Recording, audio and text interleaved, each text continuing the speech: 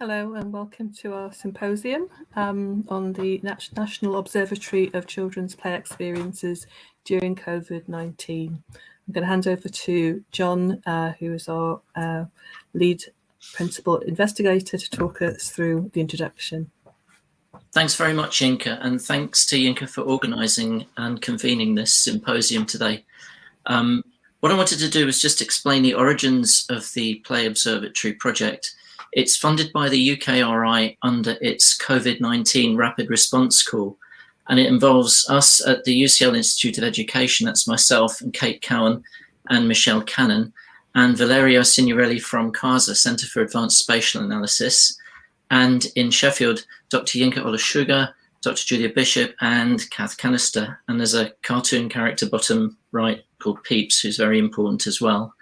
And we have other partners, Great Ormond Street Hospital for Children, the V&A Museum of Childhood, and the British Library. We'll say a little bit more about each of those a little bit later on in the presentation.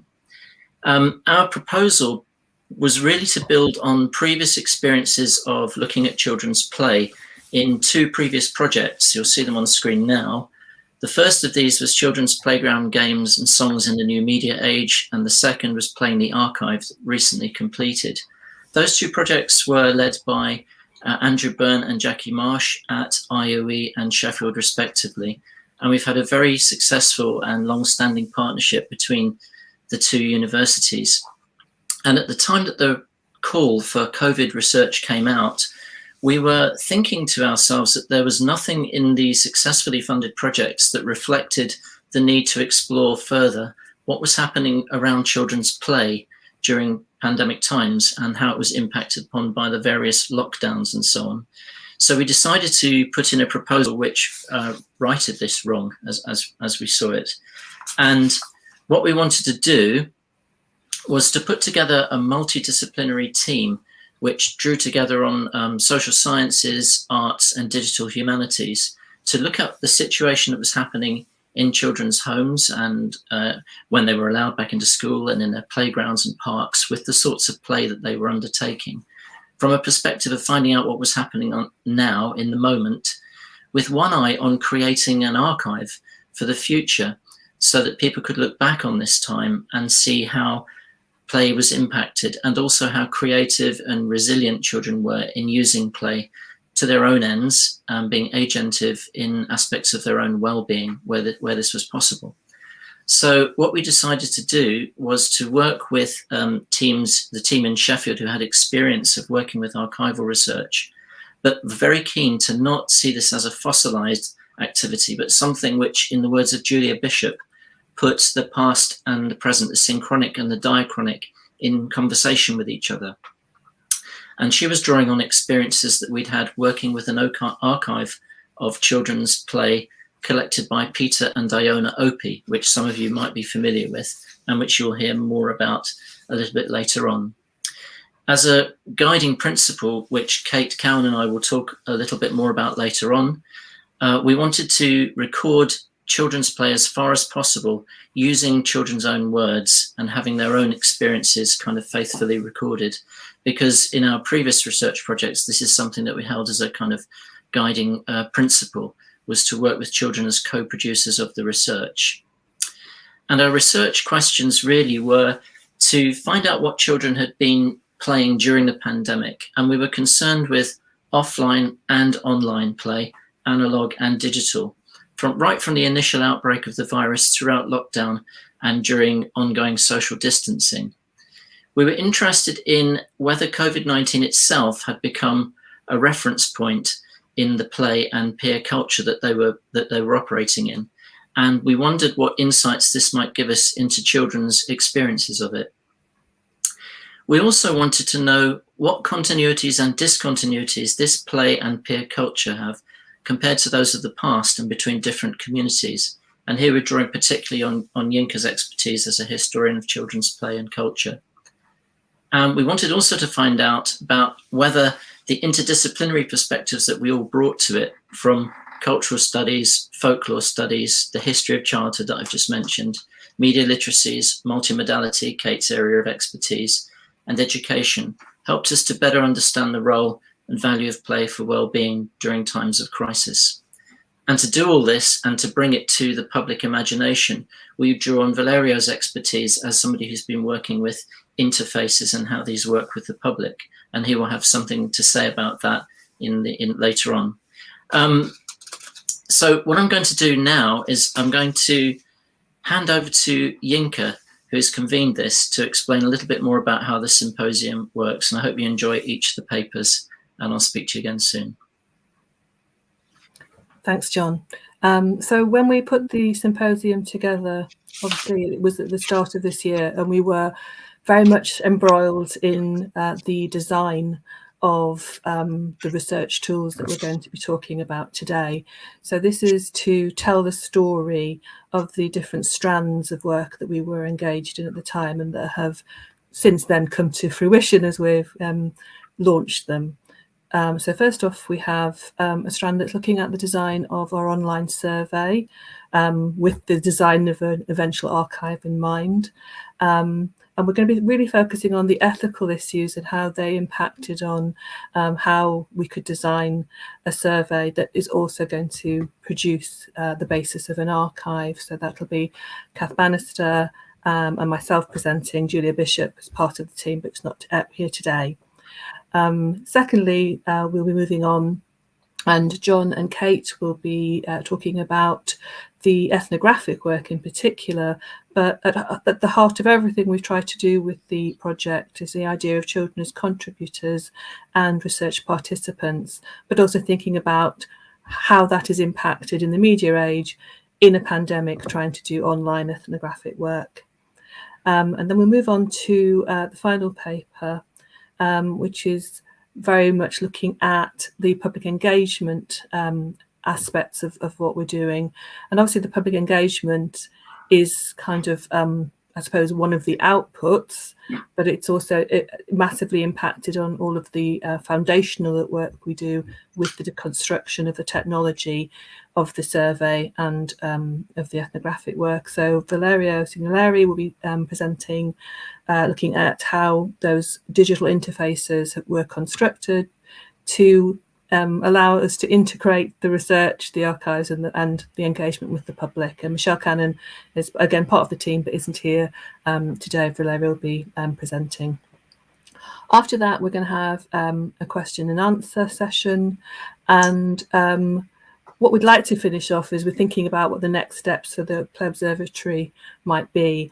We've got our ideas. You may actually, as you're listening, come up with some ideas and suggestions yourselves, and we would be very interested in hearing that. So as we go through each of the papers, please do use the facility to pose questions, which will be collated and that we'll be answering and having a discussion, hopefully, at the end of the 3 papers. So if we're okay, then we can move on and begin with the first paper. So thank you.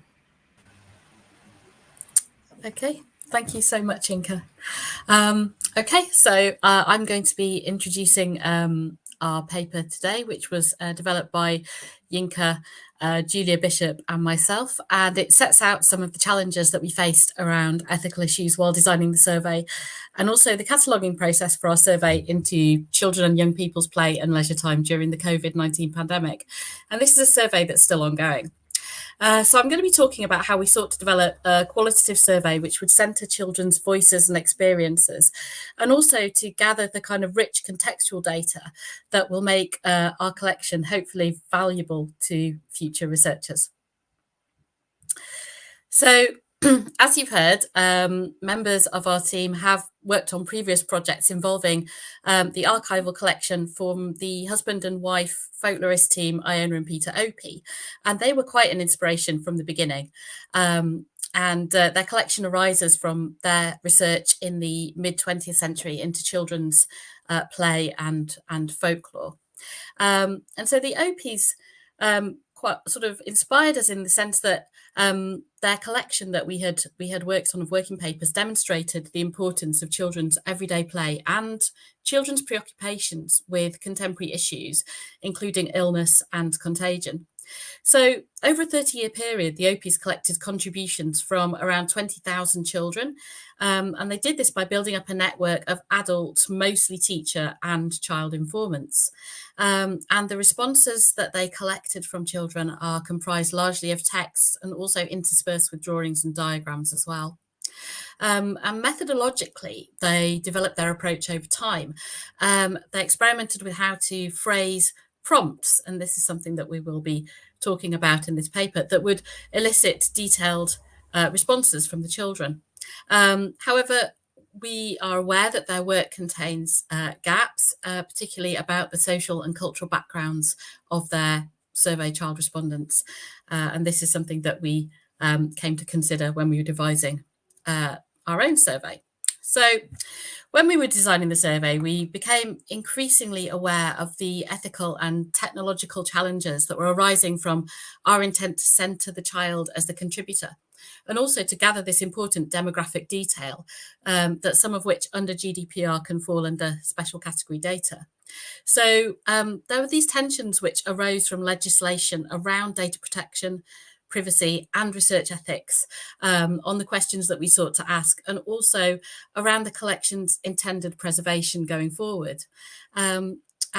Academics have highlighted the unintended effects of legislation on scholarly research, particularly the area of GDPR. And this has led, according to Boyd et al. 2018, to destruction at times of historical records due to misconceptions around data protection legislation. Okay, so in the Play Observatory survey, designing the cataloguing and the preservation of the data, what we sought to do was to combine the social and cultural research of children's contemporary experiences and the foundations of a historical archive. So in reconciling this kind of digital humanities methodological approach and social scientific approaches, the online survey we were very aware needed to be child friendly, and also to produce data and cataloguing that allowed for future historical researchers to kind of interrogate the collection, the contributions, and also the contributors and their social and cultural contexts and backgrounds. So creating the survey itself was led by the Sheffield team with technical support from Valerio, who will be presenting later in this symposium, with additional advice and support from the folklorist and librarian Steve Roud on the cataloguing aspects of the collection. And we used REDCap, which stands for Research Electronic Data Capture, and this is a secure web application for building and managing online surveys and databases. It was originally developed for clinical use, and our survey is aimed at both child and adult contributors, and it's also an attempt to devise a qualitative survey, so we felt that we were being sort of quite ambitious in those respects. And the survey is therefore divided into child and adult pathways, each with its own kind of consent format and demographic and collecting instruments. The collecting instruments are intended for gathering multimodal material through an upload system, and these can take the form. These data can take the form of audio, images, video, as well as links and text. And an organisation pathway was originally going to be a sort of separate third path to the survey, but instead we decided to treat this as an element of the adult pathway. So schools and also out of school organisations, so ideally youth clubs, scout groups, things like that, are included in this way. And adults contributing can contribute as themselves, or they can make it clear that they're contributing on behalf of an organisation. And so they can indicate their organisational status and give details as part of that pathway. So the following slides then are going to discuss the instruments used to collect the data from children. Okay, so just as we kind of an impression which we gained from working with the OP's data was there is a sense that you come across in their questionnaires and their introductory documents that they're still sort of sounding out and feeling their way as to what is out there to be collected. And I think that, in a sense, one way that we sort of related to the OPI's work, though, was that we didn't really know what there was out there to be collected either. So we were informed by insights from folklore studies. So instead of suggesting concrete examples of specific games or rhymes or activities with specific names attached, asking about, for example, have you made rainbows for your windows, which was a kind of popular expression during the early weeks and months of the pandemic. Instead, we worked towards designing prompts that are thematic and broad and open-ended. So the collecting instrument asks the child contributor, what would you like to tell us about? And then goes on to say, want some ideas. So the contributor at this point can choose to say yes, and that can reveal a list of 10 things to talk about. But we do say maybe not all in one go. We ideally want to encourage multiple submissions to the survey across the months that it's open. And so the prompts were designed with the broad age range in mind. We go right up to and inclusive to 18 for young people. So songs, films, challenges, memes, perhaps reflecting some of the interests of teenagers. Platforms such as TikTok, we know, have been an important pastime. And we also adopted a broad definition of play. So we were drawn to the work of Brian Sutton Smith and his understanding of play as kind of diverse, ambiguous, and that there is playfulness inherent in activities which you wouldn't immediately label as play. So our prompts reflect this, incorporating things like seasonal play, traditions, calendar events, family and local events, sayings, and even vernacular beliefs, or as they're sometimes called, superstitions. And they aim to prompt reflection on different phases of the pandemic, events, discourses, cultural or otherwise. Okay, so we did a pilot study, piloted our survey, and we realised that we needed to better use REDCap's flexibility to avoid an off-putting type of interface. So the collecting instrument contained various prompts, as you know, to obtain detailed information about children's activities. But the feedback that we got from the pilot pushed us to provide participants with choices as to whether to answer these fields individually or also to provide additional information in free text boxes. So the first free text box has the prompt, describe what you are doing, making or saying, and do you have a name for this? Because we know that names for a similar activity or iteration of one activity can be very different. And then there is also a follow-up free text box. Don't forget to tell us who, when and where, or do you want to add these details at a later time? And if they opt to answer one prompt at a time, this can alter the visual experience of the interface, opening up the screen to reveal a list of questions which can be closed again if need be. And I'm now going to hand over to Yinka for the second part of this paper. Thank you. Thank you, Kath. As mentioned, making key decisions about which data to try to collect and at what level of detail was an iterative process. We don't have time to discuss all of these, so we're going to focus on the following three key debates that we were talking about and spent a lot of time thinking about. And these relate to the questions of where and who, and to the subject of emotion. So where? Location turned out to be a highly complex subject in the survey.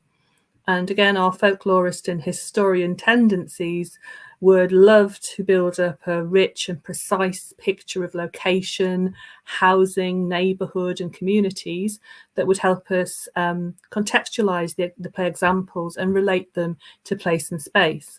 However, demanding too much detail, as we've talked about, is risky, especially in a digital survey format as distinct from the face-to-face interview or the online interview. So when contributors sign up to the survey, we do need to know something about the geographical location of the contributor as part of the demographic information that we ask for. And the resolve we came to was to ask for the first half of the postcode, plus the name of the town, city or village of residence. It's a bit of a compromise. Combining both is particularly helpful in areas where you've got a very, very large postcode region that covers a vast geographical area. for example, in parts of Scotland. But it does allow us to get a kind of a feel for the area where the person is coming from. We also will sometimes get further details about location within the text descriptions of the play and any image files that are uploaded, which I'll discuss on the next slide. So location information is also a part of the collecting instrument, as the play may not have happened in the same location as in the demographic information given when people first sign up. And furthermore, play, and I think particularly play in the pandemic, may take place in more than one place at a time and maybe in nested locations. So, for example, you might be playing at home, might be in the living room, you might be on the PlayStation, and you might be playing in Minecraft in a particular world that you've crafted yourself, or in another world that you perhaps share and have crafted together with someone. So it gets quite complicated quite quickly. So again, we asked, there's a free text box, and the option was then given, do you want to add details one at a time? So clicking the one at a time option opens up the expanded view that you can see there. Clicking on UK opens up the box for providing the first half of the postcode, though we do say if you know it. It's obviously easy if the contributor is talking about play that happened at home or in the home of a relative, but it's possible to find out if they really want to, if they went at the park or on holiday, for example. Next is a set of tick boxes about the play environment. And again, with the option here to tick as many as apply. So the categories include indoors and outdoors, online, at my home, in school, at someone else's house. And that was quite important when we're thinking about some of the childcare bubbles that were being created, for example, in the street, in the park, in another place. Obviously, again, we could have added a lot more, but we had to rein ourselves in. And finally, the did you use prompt attempts to probe play that may have taken place online and cyberspace by asking details of any toys, materials, equipment or technology, and any apps, software, platforms or links. In addition, again, any image uploads may also include location information or obviously, visual information that we can see in the image. So moving on to the issue of who, that is similarly multifaceted. Firstly, we have the who of who is being addressed. Our study, as we've stated, is about children's play, and we want to centre the child and their perspective on their own play in the work of the survey, as well as in the ethnographic work. And collecting online makes centering the child difficult, as obviously child contributors need an adult support to sign up. So this is where why PEEPS came into being. Surreptitiously, well, that's not the right word, luckily, homeschooling meant that we had some play specialists on site who were interested in the project and keen to help. So they co-designed the name, the look and the sound of PEEPS.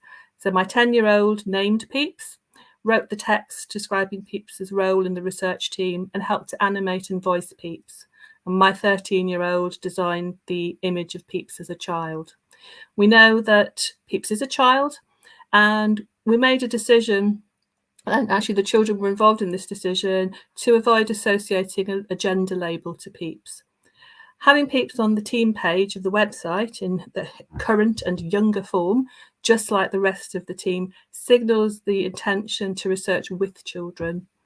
On the website, PEEPS acts as a visual marker of text, and similarly in the survey, the text where it's addressed to the child or the young person. So thus we centre the child by foregrounding PEEPS and what PEEPS has to say. The second who is the who related to identity. And we would also like this information to inform us about the demographic reach of the project, to inform the outreach work, the target underrepresented groups, and to tell us more about the social and cultural context of the play. Our thinking was informed by Peter Aspinall's 2012 paper about answer formats in the British Census and survey ethnicity questions. Categories about identity in the census are routinely drawn on and reproduced in the surveys and forms that we encounter.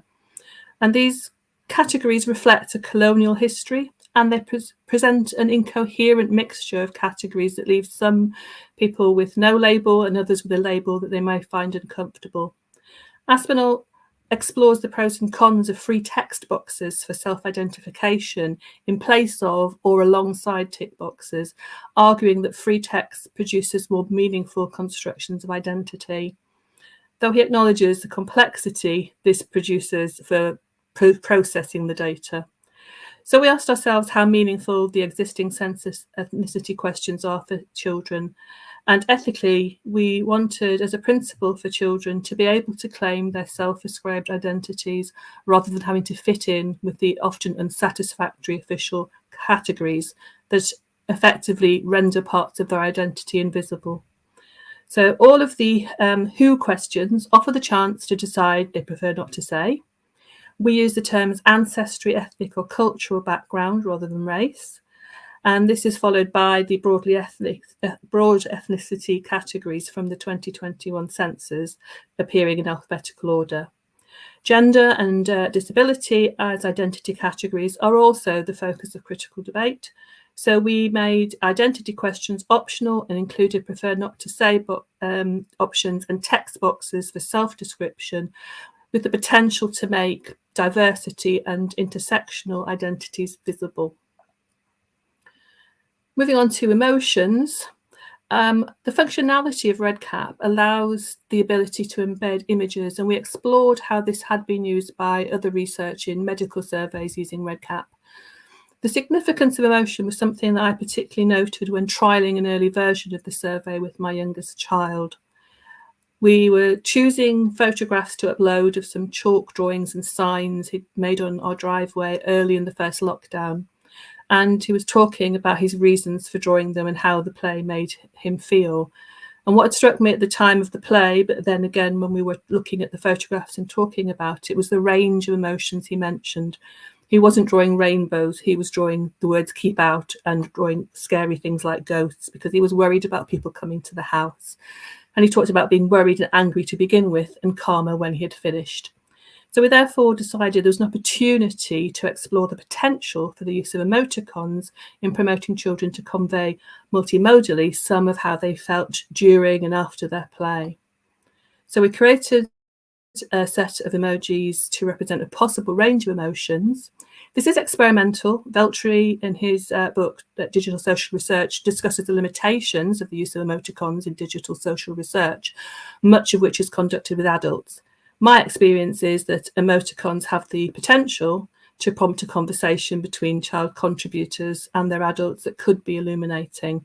And also they're accessible for younger children who don't need an adult to type this response for them.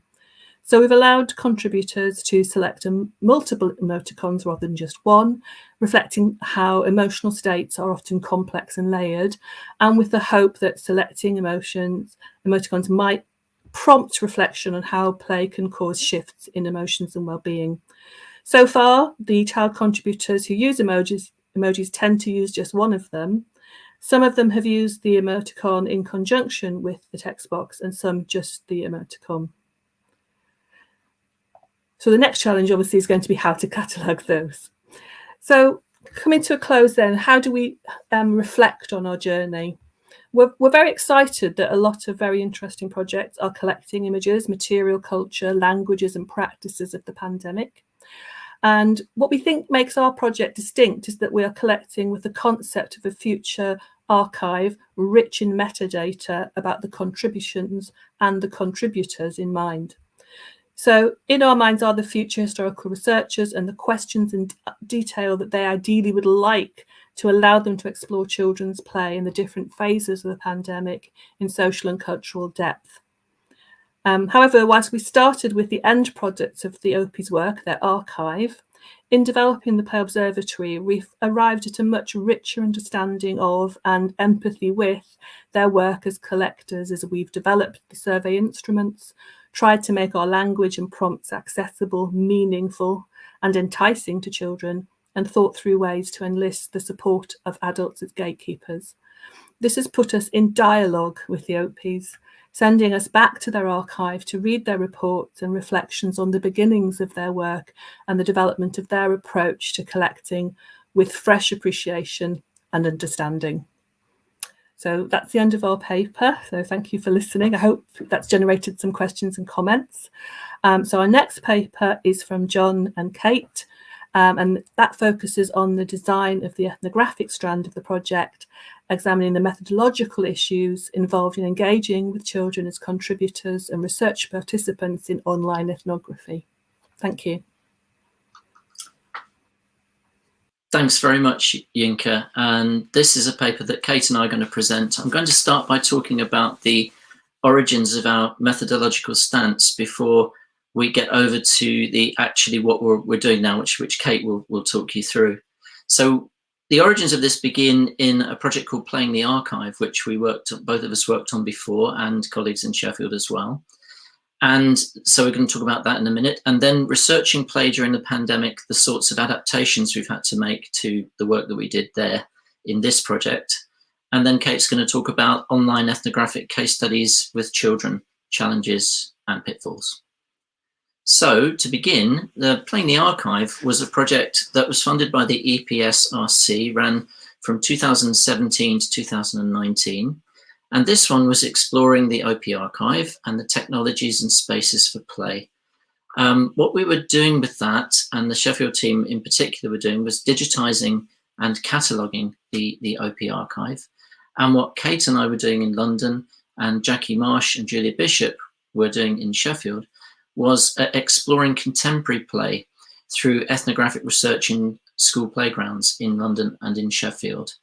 And in doing that, we devised a series of methods that I'll outline in a moment. As another part of that, we were working on designing mixed reality play experiences based on the archive as a way of kind of unlocking the ways in which new technologies and new media technologies could be used to unlock the past and to make an archive come alive for a new media audience. But let's begin with the methodology and the research design. We wanted to work ethnographically and try to embed ourselves in the playground as far as possible. And what we did with that in mind was to think about how we could be particularly working in a participatory way with children. And in order to do that, we had to frame that properly and accurately and think of children not as co-researchers. Sometimes this is overstated, but to think about children as co-producers of the research, because after all, we were framing it. But what we wanted to do was bring the children on board as partners.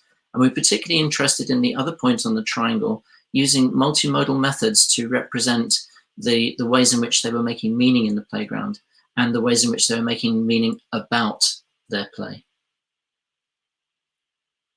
So we collected some data and the children collected some data. The child researchers were people that we recruited in the schools who are going to be like a subset of the children in the playground, with particular interest in researching their own lives and researching their own lived experience of play. So we were doing the traditional field notes and photographs, audio recordings, video recordings, and interviews of children that ethnographers and qualitative researchers always do.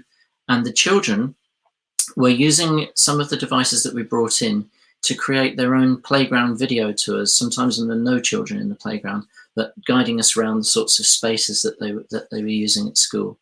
They also made their own drawings and maps of playground games, and they in fact insisted that we should have large scale mapping. So we had some input in the ways in which we did things.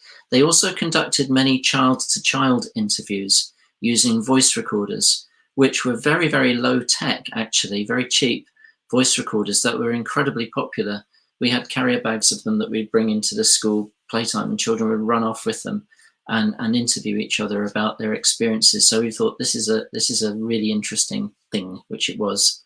And the other technologies that we used, in addition to iPad filmmaking and voice recorders, included GoPro recordings. You can see a picture of a child there wearing one. So we got child's perspectives and points of view on various kind of movements through the playground and through the play space. All of these things allowed us to conduct a kind of really rich playground ethnography during this time. So some of the things that we found, we reported on in an article that came out in Global Studies of Childhood, which is a reflection on our methodology as much as anything else. one of the things that the OPs themselves were challenging was the notion that the cinema age and the TV age was displacing children's play. Well, we had this as well as the previous researchers on the Open Text Project had, which was this discourse around children don't play anymore, they're only interested in media and looking at screens, and the traditional rhymes and stories and games are no longer with us. Well, just as Rebecca Willett and Chris Richards found in the previous project, even before playing the archive, we found that clapping games were alive and well, and chasing games and sports and media-related play, but not the media-related play that Chris and Rebecca found so much. We found heavily influenced play through social media. So beginning with clapping games, we found that children were using the original templates of clapping games to import media artifacts and texts. So there was a rhyming game made, a clapping game made all about an iPhone based on a particular clapping game template. We found that the chasing games were incorporating dances like the L dance, taking the L from Fortnite. And so children would do that and kind of mock each other in that way. We found that sports games were inflected, as the OPs had found, actually, by media coverage of football. So that boy waving a red card around and then going to consult an imaginary VAR screen at the side was heavily influenced by what was going on in the World Cup in 2018. And the bottom right there is a tracing over of a YouTuber by a young child at 7 years old who brought in the YouTuber with her as an artifact to run around with and play with in the playground. So like Chris and Rebecca, we found that it's not simply mimicking media, but bringing it actually in as a meaning-making resource and doing new things with it in the playground and overlaying these kind of templates of previous versions of play. So with the inevitable coming of lockdowns, school closures, playground closures, youth group closures, quarantine shielding, all of the things listed there, and bubbles in schools, clearly this particular world we would no longer have access to if we're exploring play, or certainly not at the stages at which we began. So what we needed to do was to find a way to bring children's voice through and our reflections on media and play, off-screen and on-screen play. And with the overarching aims of the Play Observatory in mind, when it came to our part of the project, the kind of ethnographic case studies, we needed to take on the challenge of researching safely using these kinds of methods, but also to devise new ways of thinking about it and to look at how other people were coping. So I'm going to hand over to Kate now to outline some of the ways in which we've approached this task. Thank you, John. So of course, we're not the only ones who have faced these methodological challenges brought about by the pandemic. Many have faced similar, and what we've taken inspiration from are some of the ideas that it's about changing the methods and not the aim, which Herbert suggests. The idea of keeping the essence of methods alive in new forms and formats, suggested by Barker, and this concept of thinking ethnographically, suggested by De Hart. So we might not be able to be there in the playground, immersed in the day-to-day sensory embodied bustle of playground activity, but can we still think ethnographically as we are collecting data in new ways? So what this has meant for us in our project has been how can we adapt and apply methods to meet the project aims and maintain an ethos in a new context? How can we recognise the specific features of online research with children? Because much has been written about, for instance, digital ethnographies, but that's usually with adult participants. How does it change when we're thinking about researching the lives and the life worlds of children? And also importantly, kind of acknowledging the limitations of these new forms, whilst also being open to the fact that they might bring new possibilities that traditional methods don't entail.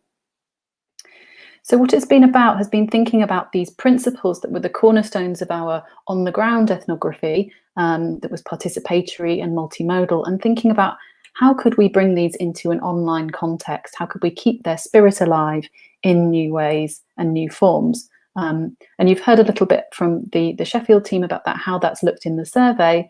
And what we're going to talk about is how that's happened as well in the ethnographic case studies that we've been carrying out. So the case studies have had several different strands, several different aspects, and these were brought into the study really to try and build on the online survey. We hope that the survey would give us a broad picture nationally and internationally of examples of play, but we wanted to also add some further depth to the data and offer children further participation opportunities. So what the case studies have involved has been a series of Zoom interviews conducted with members of the research team, drawing and mapping activities, also optional filmmaking activities, and involving the children in advice on project outputs. So I'm going to talk a little bit about each of those aspects of the case studies next. So firstly, the Zoom interviews. So these were carried out with children. We sampled from children who'd responded to the survey or parents who'd responded to the survey. And we did that purposively to try and represent a range of ages and geographical locations and so on throughout the UK. So that important aspect of who and where that Yinka was talking about was so that we could try and capture a range of diversity and voices in the case studies. So far, we've spoken with 8 children aged between 1 and 13, and we're hoping to carry out some more of these before the end of the project. We sought an approach initially via email. So as part of the survey, contributors were asked to indicate whether they wanted to be, were interested in being involved in further research. And we only obviously contacted those who said that they would be and gave them more information about being involved in the case studies. This was done over email, and it involved not only giving parents information sheets and consent forms, but also specially adapted and designed versions for children that we asked the parents to share with the children and talk to them about, and gave them opportunities to come back to us over email with any questions they might have before participating. We also included, once some parents and children had given their consent and expressed interest in being part of this, we provided a few short background interview questions for parents. These were things like telling us a little bit more about who was in their household, whether anybody had been shielding, whether they had been homeschooling, and so on, to try and give us a little bit of a more detailed picture of what was happening in those children's lives and to contextualise the play. Yeah, we received these in advance, and it also helped us to free up some of the interview time with the children so that we weren't going through these sorts of more mundane questions with them. We could get straight onto the play examples. So they were carried out as semi-structured Zoom interviews, or interviews is perhaps too formal a word. It was a meeting, a conversation with children or a child. Sometimes it was sibling groups, and it was led by 2 researchers at a time. That was because we wanted to have a sort of fail-safe if there were technical issues, but also to sort of add to the group dynamic. And we took it in turns, usually asking questions between us. There was also always a parent present. This was really an ethical decision that we wanted to have the parents involved to make sure that they were happy with the questions that we were asking. And it was also particularly helpful for younger children to help them with managing the technology and the iPads and so on. They lasted around 30 minutes each. The lead was taken from the children really as to whether they seemed to be getting tired or they expressed an interest in going off and doing something else. So we were flexible with this. We used the capabilities within Zoom to record, which as I'm sure you've kind of all experienced, you press record and then it saves to the cloud, and then we would store the recording securely with our university data storage system. And Zoom offers automatic transcription generated from these recordings. But these were a little bit problematic because when you've got 2 participants speaking into one Zoom account, it transcribes them as the same speaker. And with children's intonation and phrasing and so on, it didn't always capture accurately what was said. So they did need quite a bit of editing. We also invited the children to produce maps or drawings, and the prompt that we gave to them was asking them to draw a picture of themselves playing during the pandemic, or a map showing the places that they've been playing, and giving a few prompts there to them in terms of home, school, playground, and so on. We invited them to make this in any size and with any materials or media that they liked, including, if they wanted to, digital formats. And we made this an optional activity. So the aim was really to offer children multiple modes of expression beyond language, not to only rely on what they were telling us in the Zoom interviews, but to give them a way of picturing or visualizing their experience as well. And you can see in this example here, it was a 10-year-old. He centered his house in the image, but he's also put in the football goals that he played with in his garden and trips to the park and so on. We're also inviting the children in the case studies to create films or short videos. And these can be in a variety of forms. So we're going to invite them to create them as vlogs, video diaries, tours of their play spaces, animations, and so on, with some input from Michelle Cannon, who's a specialist in media on the project team at UCL. This is forthcoming, so we haven't started this activity yet. But like the drawings, it's going to be an optional activity, probably mostly aimed at the slightly older children. But again, aiming to offer children multiple modes of expression beyond that which can be conveyed in language. And we have had some media texts produced by children already shared through the survey. So as part of that multimodal upload system, for instance, short films and YouTube videos. And this one here is a still from a text created by a 10-year-old who used photos and video of his surroundings during the first lockdown, superimposed with music and his own words about the experience. And then finally, we're going to be using the experience of the children, their insights, if they want to. It's another optional, voluntary possibility of involvement. But we would like to invite children to advise and give feedback on project outputs, including the archive, the online exhibition, and the play toolkits that we're going to be developing with our partners. And we're imagining this happening via Zoom focus groups with them, but this is still in development at the moment. And the reason we want to do this really is because often participatory research tends to involve children only at the data collection stage. We would like to try and involve them throughout as much of the research process as possible, and to make the outputs accessible and relevant to children themselves by ensuring that their views and their perspectives and their ideas are included in these discussions. So just before sort of summarising some of the insights, I wanted to kind of give a few examples that highlight some of the challenges and potentials of online research with children. So what we have on the left are screenshots from a Zoom session with two brothers, aged 3 and nearly 4, and 1 who's nearly 2. And the call actually began from inside a den that they had made in their bedroom that you can see there on the top left, made out of fabric and pegs attached to furniture. And we were told as we joined them in there that this was a bear cave. And after leaving the bear cave, the younger brother then asked if we wanted an ice cream. And he started to pretend handing an ice cream through the screen to one of the researchers, and they talked about the flavours of it and so on. Then later in the call, we were carried downstairs by Mum, and the boys showed us a special snake house made out of painted cardboard that had been used to store a collection of toy snakes. And Mum told us, she'd actually told us in the pre-interview questions that these had been really common play themes throughout the pandemic. So this wasn't a traditional interview by any means, and it wouldn't have been appropriate for that age group either, very young, especially the 1-year-old. So it was more like the participant observation that we'd engaged in the playground in the previous project that John discussed, with us sometimes being invited into the children's games and play spaces. And then on the right, we've got screenshots from a Zoom session with a little girl who was 5 years old, who had a complex genetic condition called charge syndrome and had actually been shielding during much of the early part of the pandemic due to health issues. And we had discussions with her mum ahead of the call about ways that we could support her best to communicate. And we used photographs from lockdown provided by Mum as prompts for discussion, and also adapted the questions so that they were most suited to her own understanding. And then during the call, she brought us her favourite toys to show us. You can see one there being held up to the camera on the top right. And also she reenacted favourite lockdown activities like jumping and climbing on an obstacle course in the living room. She also, there was a lovely moment where her mum and her were in the frame, and the little girl moved the camera so that it was focusing just on her, quite playfully sort of subverting the attention away from her mum and really taking centre stage in the discussion. And these interviews, these Zoom meetings were obviously not the same as being with children and families in person. They never could be, but they did allow us to kind of zoom into homes for a short time and be part of the children's play experiences momentarily.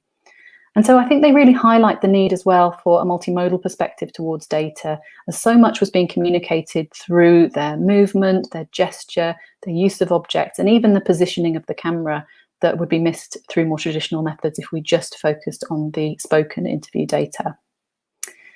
They also show the children's familiarity with video calls as a playful medium for communication. And I think that's no accident, really. You know, throughout the pandemic, they have become a very important part of almost all of our sort of lives, but that includes children. And I think the proliferation of systems like Skype and Zoom for staying in touch meant that this was something that the children adapted to quite readily and quite easily. And we, of course, kind of look forward to building on this and layering this up with the drawings and the filmmaking and the children's input into the output as the study progresses. So to summarise some of the challenges and potentials of the online ethnographic case studies with children so far, I think we have to recognise that one of the main challenges of online research is the issue of digital inequalities. So not all families have the devices and the stable internet connections needed for research activities such as these. So that does need recognising. I think we also need to recognise that you can't completely replicate or replace the face-to-face rapport, and much of the preparation for the interviews actually relied on kind of back and forth emails with parents in lieu of that. Digital tools can't easily capture the spatial and the embodied and the sensory experiences, but I think through our analysis and through combinations of methods, we can try to be more alert to those qualities of communication and perhaps bring a multimodal lens to our research. Then there was the issue of parent mediation, which I think initially I had a few concerns about, as when we've been in the playground, it had been very much researcher to child, quite direct communication, obviously getting ethical consent from the parents in advance. But I wondered if the involvement of parents in this way was going to mean that the children's responses were sort of filtered in some way or led by the adults. And in reality, that didn't really seem to be so much of an issue, and actually even had some positives, because sometimes the parents were able to say, do you remember this? Or give a little bit of context to things that the children were describing. There was a need to be, and is an ongoing need to be, flexible with these use of methods, and I think that's the case for all research involving children, especially very young children, but particularly when trying out new tools and methods and seeing what works and what works in particular families and particular contexts. And as I mentioned, the Zoom transcription certainly has a way to go, especially when you're interested in the multimodality of these encounters. The transcript will not capture anything like the sort of the showing of the toys and the jumping off the sofas. So we do need to think about what transcripts might be most relevant and the limitations of the Zoom version. But I think we can say that there are some potentials certainly to this format, this online format. So fundamentally, it's been about continuing research with children whilst maintaining the safety of the participants and ourselves. We've seen benefits in terms of overcoming geographical barriers, being able to research with children all throughout the UK that might have been costly or difficult to reach otherwise. And as I've mentioned, the familiarity of Zoom has meant that this has been quite a convenient tool for most families and for us as researchers to use too. It's very easy to record in Zoom, and as the previous slide that I showed with our faces on there, as well as the little girls, the lens turns on the researchers too in quite an interesting way. There's not this sort of behind the camera data collection in quite the same way that there would be in traditional tools. So I think it's quite interesting to think about how we are within the same frame as children in these Zoom interviews. As I've said, it sort of involves parents in a quite interesting way in this format, and does give this potential of kind of zooming into homes and moments of play, and sometimes being involved in moments that are quite intimate, and despite the distance, the interviews themselves were sometimes quite playful. So whilst these methods, they can't replicate the embodied spatial sensory qualities of being in playgrounds with children, we found them nonetheless valuable for giving insights into children's worlds at this unique time. And we found that they do bring some of their own valuable characteristics and potentials. These are some of the texts that we've mentioned, and we'd be really happy to answer any further questions or to have any follow-up with this in the Q&A afterwards, but also at a later date if you think of any. Thanks. And I will now hand over to Valerio Signorelli from the UCL Centre for Advanced Spatial Analysis, who's going to talk a bit more about the interfaces of collection and sharing the data. Thank you, Kate. And yeah, so after presenting our So methodology, the ethnographic methodology, and how we are collecting the data. So I'm going to introduce how the Play Observatory works behind the scenes. So how we are shaping the digital interfaces that support the project, and how we have implemented them from the point of view of the technologies. So considering also the challenges that we had to deal with. And I will then conclude this presentation on how the collected experiences are conveyed, are transmitted, by showing some examples from some previous project of unexpected interfaces, in particular, used to access present and past memories. But first, I would like to briefly introduce myself, as I'm a bit of an outsider of the group, considering that my background and the research that I'm working on are not really linked to education, to ethnography, or to children play activities. And so, in fact, I'm an architect by training, and I'm working at the Center for Advanced Spatial Analysis in this new project named Connected Environments. And a good part of my teaching research activities looks pretty close to these examples that you see on this slide. So to collect, to interpret, and convert geospatial and temporal data into intelligible interactive visualization. So data that are collected from in situ surveys, but most of the time collected using sensor, and leading to fairly common, probably you already heard these words, these buzzwords, that are the smart cities and digital twins. But this is a discussion for another conference.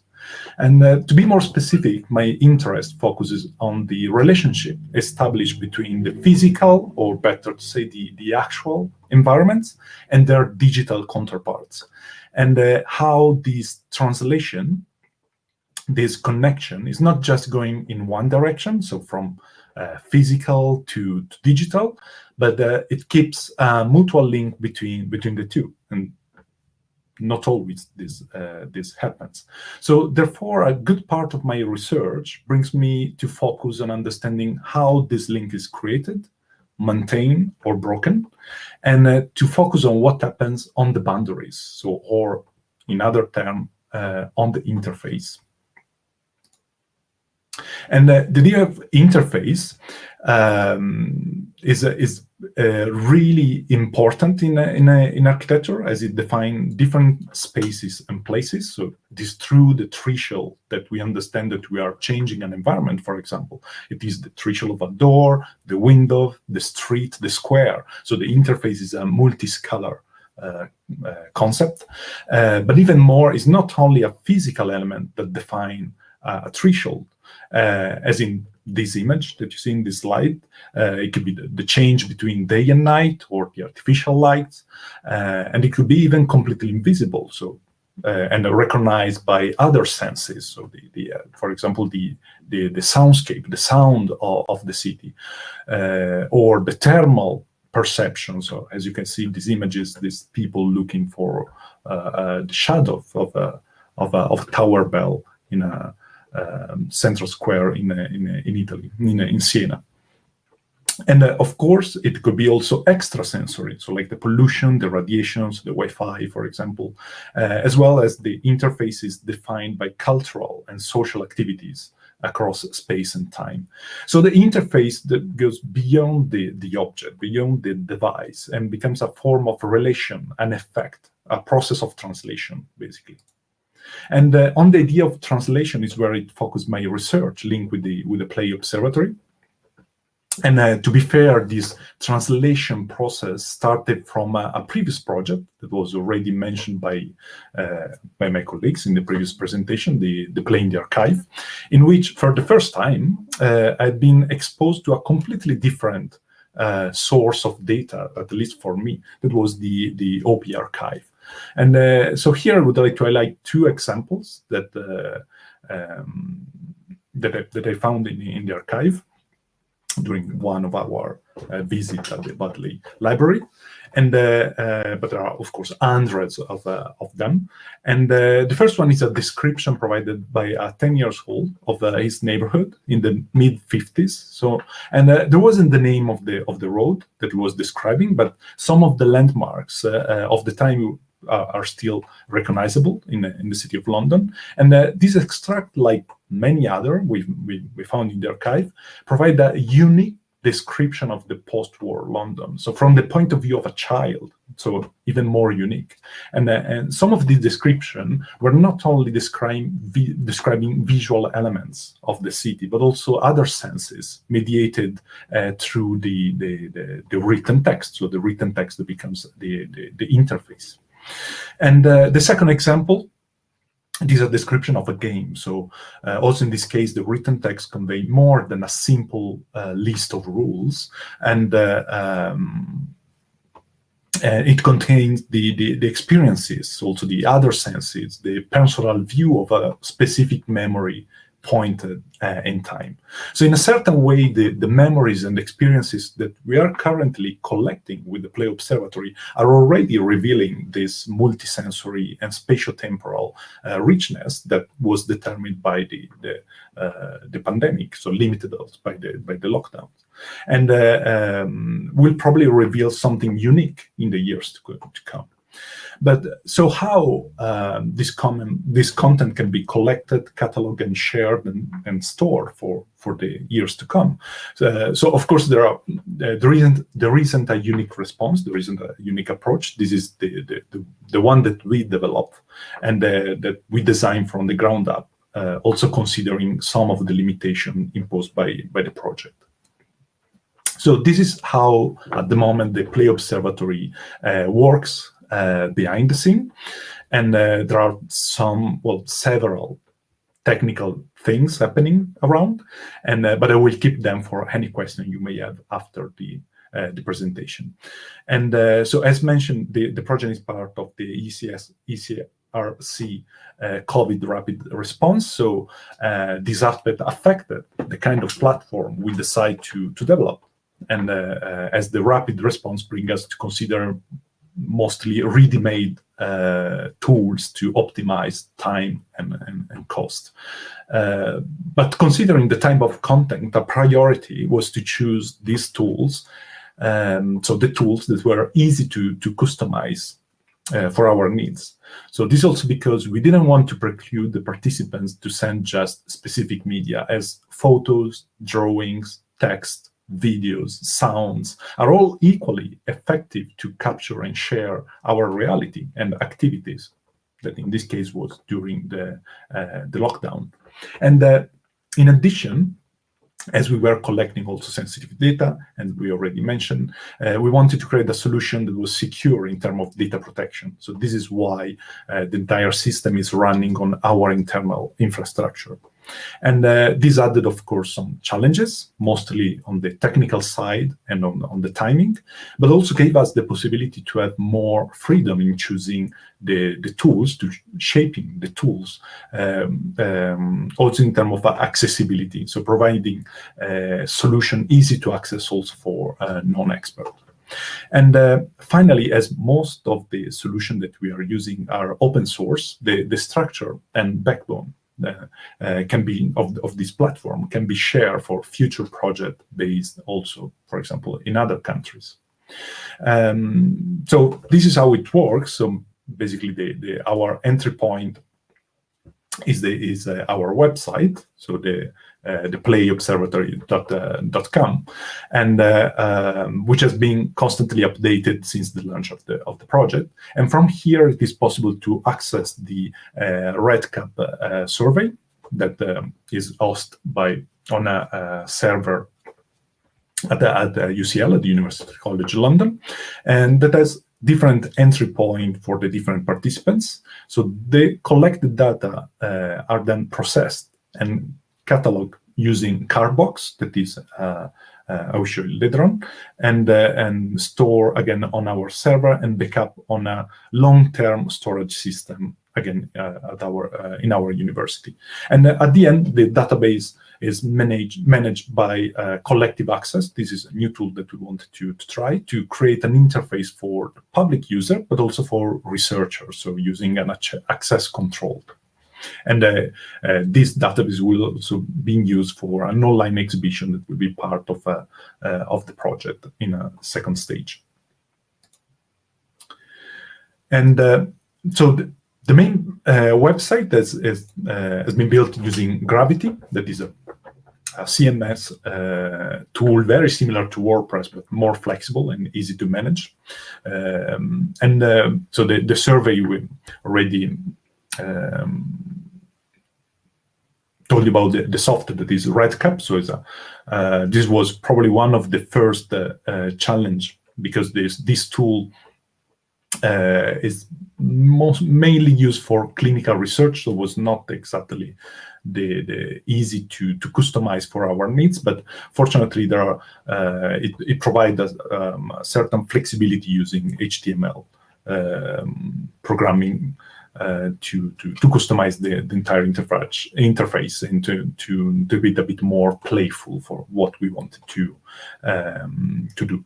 And finally, so the part of the cataloging, we are using the Carbox, that is a flat database system used to cataloging the responses from the survey, and collective access, that is this experiment that we are using. So it's mostly a software for museums and collection, but is flexible enough to be adapted for our needs as well.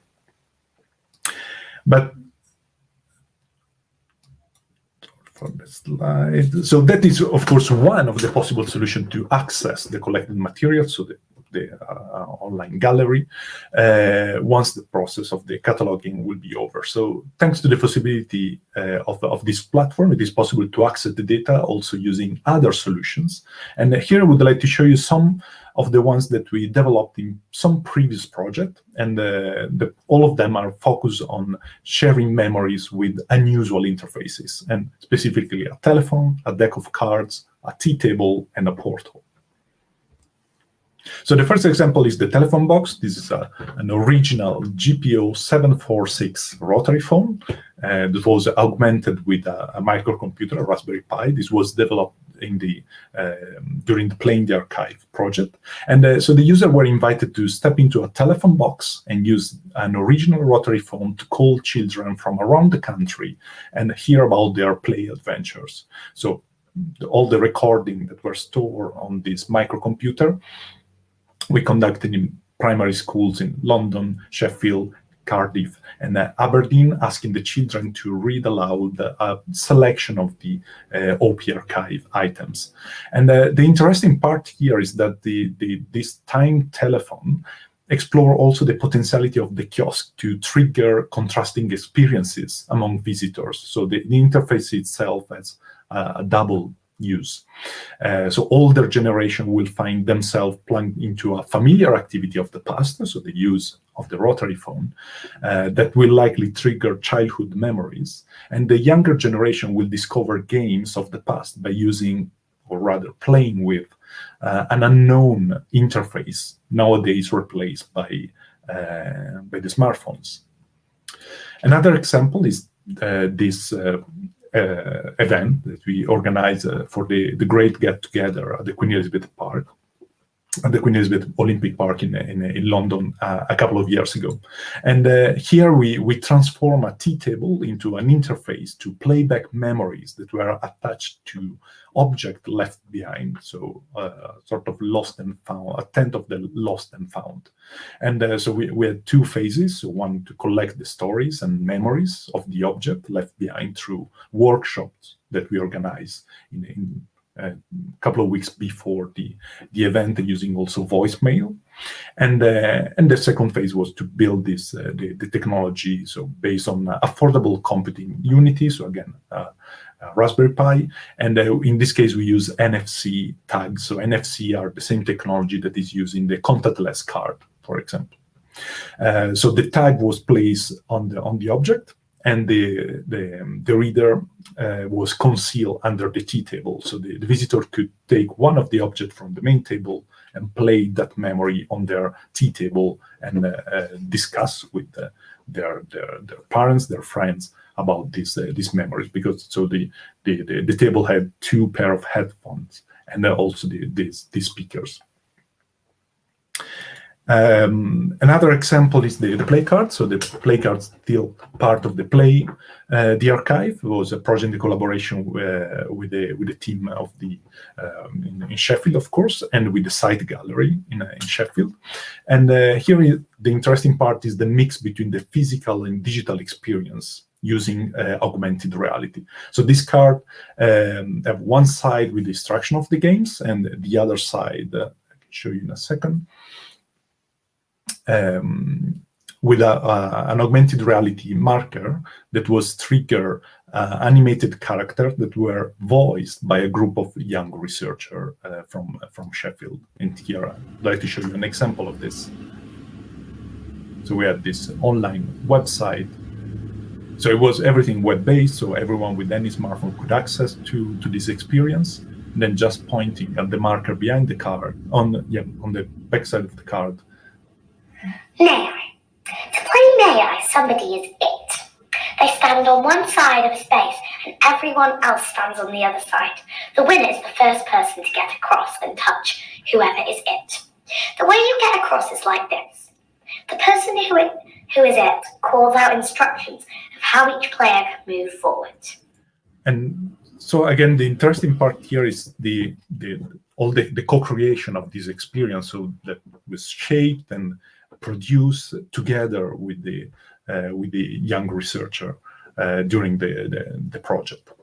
And finally, this is the last example that I want to show you. So it's a more recent one. Is using the same technology of the web augmented reality, we developed this interactive trail commissioned by the Royal Docks in East London for another event called the Join the Docks.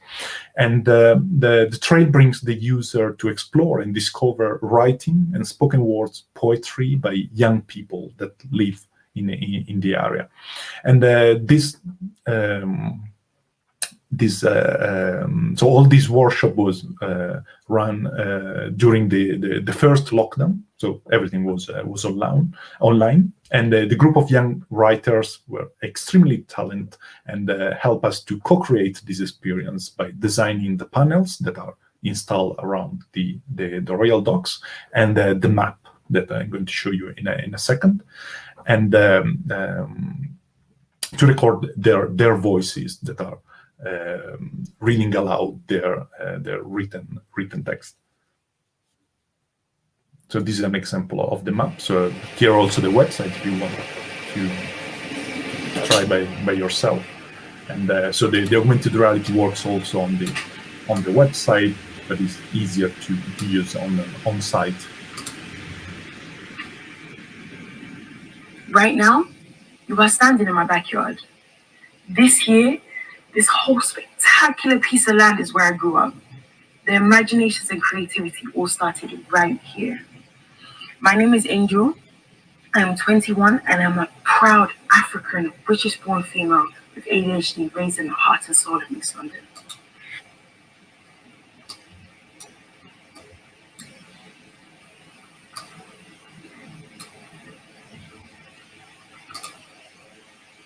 As you have guessed, this is about me.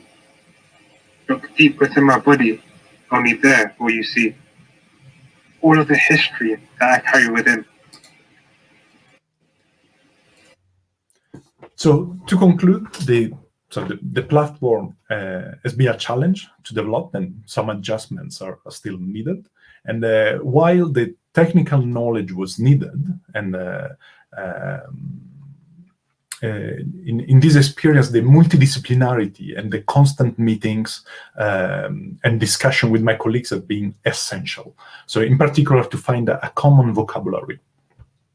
And on the interface, as we've seen, as we are going to explore during the project, it will be important to engage the participant and the people that they are going to use this interface since the beginning, so to co-create and co-produce this interface with them. And as introduced in this presentation, another important aspect would be to detach the idea of interface as an object, but to highlight the effect, the translation that needs to be done to convey this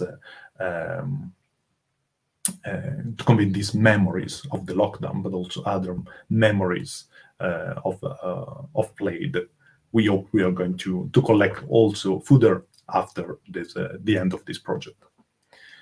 And I finished my presentation with this, so I will pass to John, not to Inka, sorry. Or to everyone, actually. Everybody.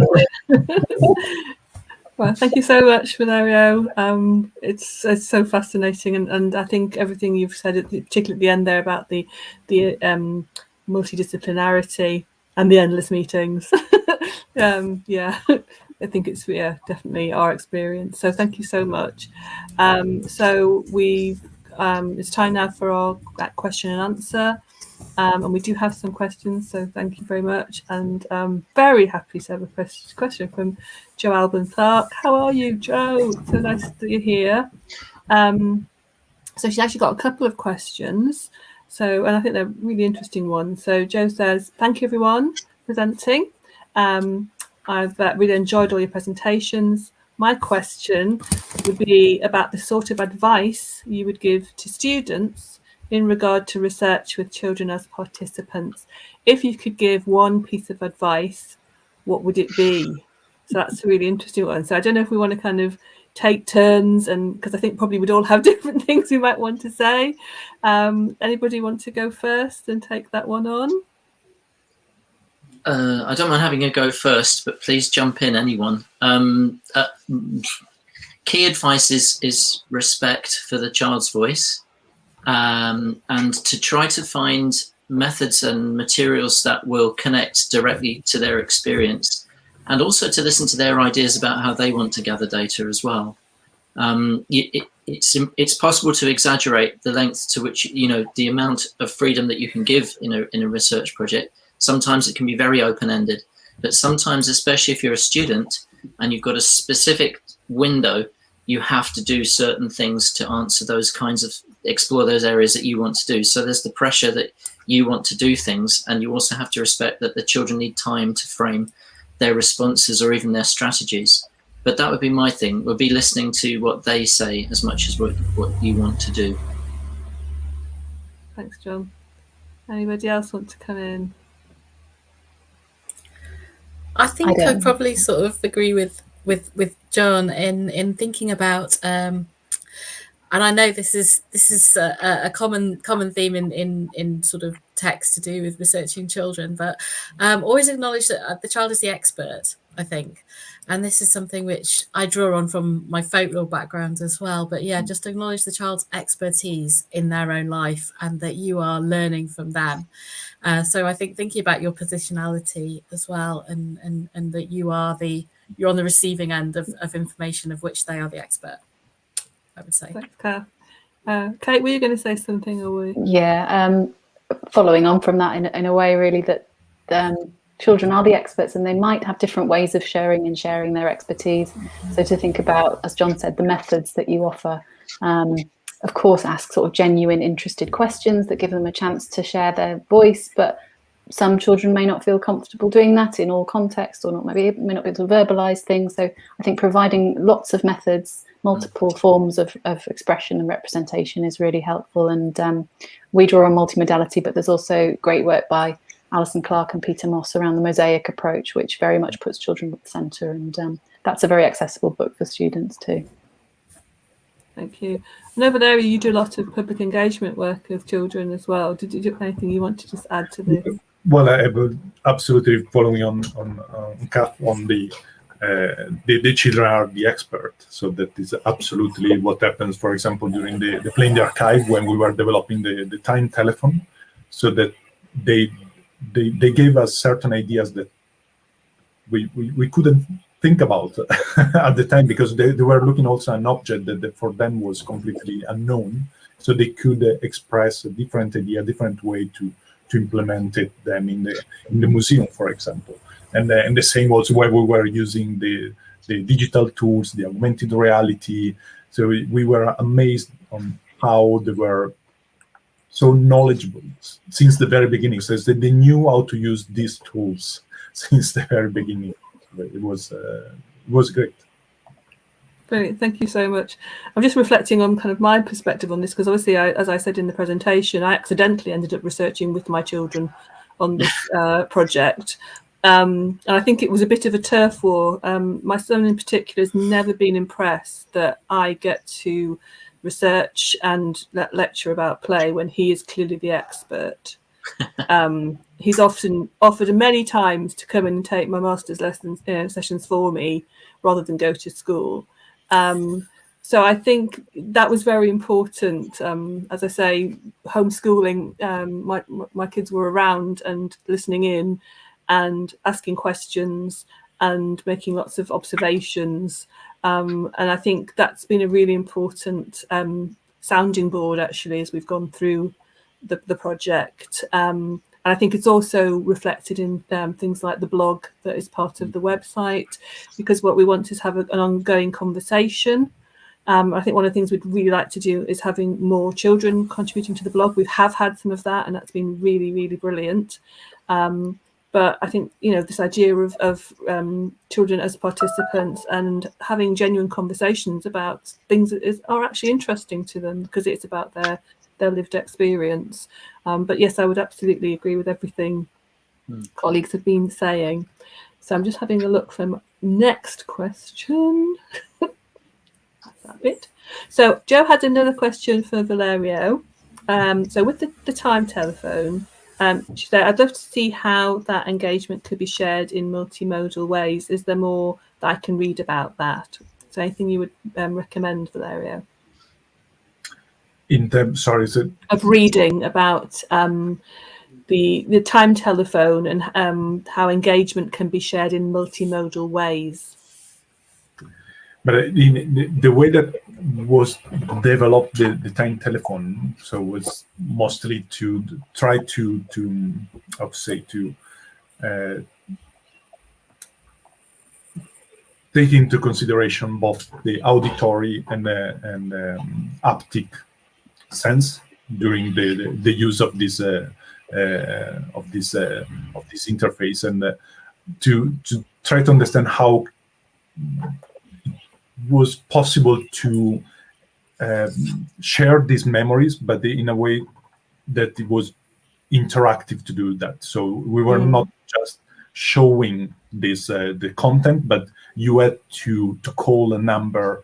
You have to use the telephone dictionary that was inside the telephone box, and so the time telephone was installed for almost 1 year at the V&A, at the Victoria Albert Museum of Childhood, and so the people working at the museum, they told us that so the time telephone was used a lot, but most of the time, so part of the time, was used like a game, like a toy, like a props to play with. And so there were some children that were not even using the phone to listen to the memories, but they were calling their imaginary friends, or they were creating scenes around the telephone box, that were using the interface also in a completely different way of the way that we consider it.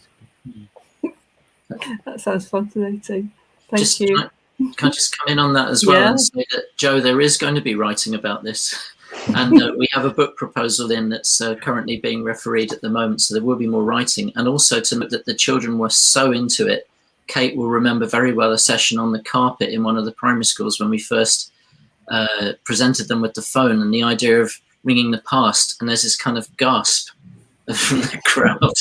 So they really, really were into it. And yeah, anyway, just to say there is writing on the way, Joe. And I think that the phone itself is still in the foyer of the Institute of Education. If you're down in London and the building's open and it's safe to go in, then you can go and have a go with it there. Okay, we've got another question here. So thank you for the presentation. And asking, could I please ask about your experiences regarding the power relationship between researchers and children during online interaction? That's a really good question. Yeah. I think. Do you want to go first, Kate? You go first, John. Oh, all right. Well, I was going to say that the power relation is a really, really interesting question in any form of research. And online, you've got the kind of, you have the imbalance and you have the inability to develop an immediate rapport, which is something that I'd quite like to do. So it's there inevitably. But that there are sometimes situations in which the power imbalance shifts the other way. And in the slide that Kate shared of the bear cave, the power was absolutely in the hands of the 4-year-old and the 2-year-old in that instance, because of the interface. So we weren't in any position where we could say, you know, oh no, could you just sit down for a minute and tell us about, because we were immediately thrust into the kind of streaming live iPad inside a den that had been built with blankets over it. So the power resided in that instance with the child and the children, or the mother as well. So the family were in charge of what was being revealed, what was being shown, and we were trying to ask questions which allowed us to access that. But in a weird way, that shifted it kind of quite nicely, actually, and it was quite challenging to take part in that interview. There was another one we did where the children just completely, it was hard to get a word in edgeways, and so that the power imbalance swung the other way quite well. But we're completely aware of that. It's a really good question. And just thinking about it now, the sort of how when you're there in person with children, you're so much physically bigger than them, and you know, you can be kneeling down at their height and talking to them, but actually maybe something is a little bit more equal somehow when you're just a little box on a screen. Perhaps there's not that sort of, and you know, we were a bit worried that there were 2 of us, 2 researchers, and was that going to be too many? But actually we weren't taking up a lot more physical space. We were just 2 little spaces on the screen. So perhaps actually that does change the power dynamic slightly somehow. Yeah, and I think something else was we very much tried to sort of take our cues from the children. So if they wanted to go and bring us a toy, that was great, that was fine, that was just as valid as them answering a question about their play. And there was this moment that I told you about of the little girl with her mum in shot, moving the camera over so that it was just on her. I think that's a really lovely sort of powerful moment. And also she, at the end of it, sort of said, I'm going to go and play now. And that was totally appreciated and recognised and respected too. So I think, yeah, we have to think about sort of ways that we can empower children and give them choices and control over those situations. We have a question from Catherine Winswick-Quill. Hi, Catherine. She's saying, I was really glad to see you thinking about diverse childhoods, including disabled children. I wondered about the experiences of clinically extremely vulnerable children and the children of family members who were shielding. So yes, we definitely have stuff to say about that. Yeah, the little girl that I mentioned with charge syndrome, her family was shielding, and they shared with us some beautiful examples, lots of examples actually of things that they had done. But one that stuck in my mind was sort of that they had gone and done lots of outdoor play in sort of empty spaces. So they tried to find an area of the woodland where they weren't going to bump into other people, so that they could play just amongst themselves. And you know, there was a lovely example of when they found a swing in the woods, and that became a sort of then a destination that they would go to for their play. So yeah, absolutely, sort of it's really important to include them. And I think that's where online research is great, because it didn't matter that they, you know, we weren't posing any risk to them by doing Zoom interviews. Yeah. Brilliant. Right, so I think we can kind of think about really, we wanted to talk about next steps for the Play Observatory. We've got about 2 minutes, so they're going to be very brief next steps. So I don't know if you wanted to say anything, John, or... Well, just to say thanks to everybody in this presentation, Valerio, Kath, Kate, and to Yinka in particular, who's coordinated the whole thing. And and thanks so much for doing that. And to mention Julia and Michelle, our absent friends who are not here today. It's been a great project to work on, and longer term, we see a real value in this kind of mass observation work, whether it's conducted online or offline, or as we're hoping in the closing stages as a kind of hybrid of the 2 things. And we would like to do much more, and we'd like to go beyond January as well. So do write in with your suggestions of how that can be funded. And also, we're very interested in internationalizing. We do have international contributions, but we have friends and colleagues in other countries that we've been cut off from for the last 18 months or so that we'd like to reach out to internationalize the Play Observatory in the future. But look out for the Victoria and Albert Museum of Childhood exhibition that we're working on. That's an output. And for details of our symposium, you'd be very welcome to join us, because we're going to run our own end of project symposium early in the new year. So we'll send out details of that very soon. But thanks everybody, and thank you for coming to our symposium. Yeah, thank you very much. Thanks. Bye.